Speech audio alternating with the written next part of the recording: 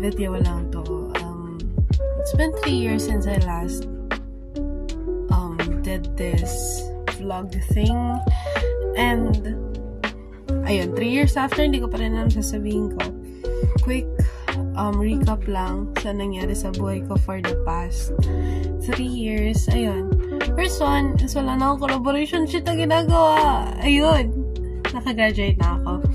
So, natapos ko yung specialization ko, which is physics.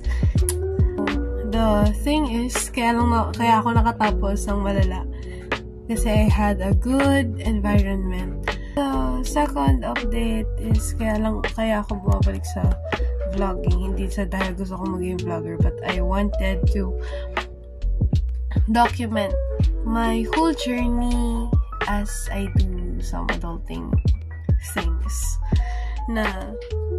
Which is, I wanted to do for the past 3 years na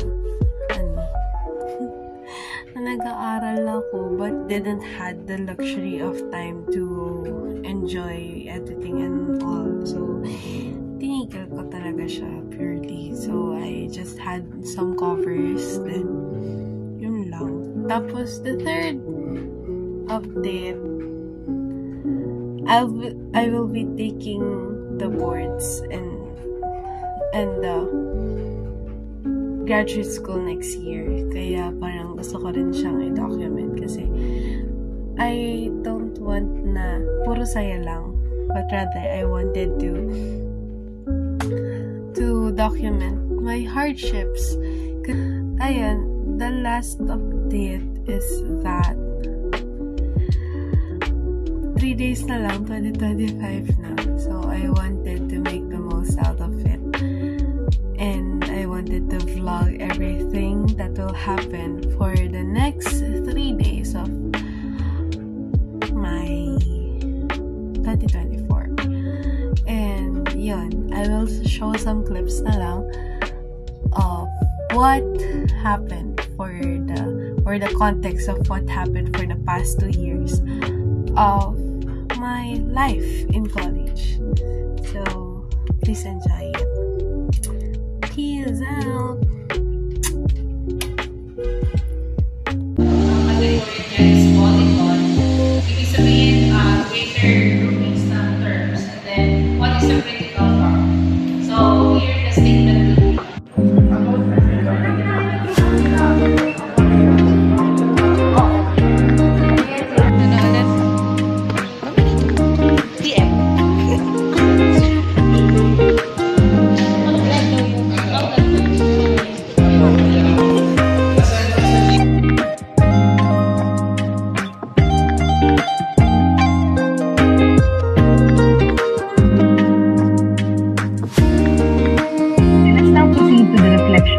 At the spherical surface. So for the reflection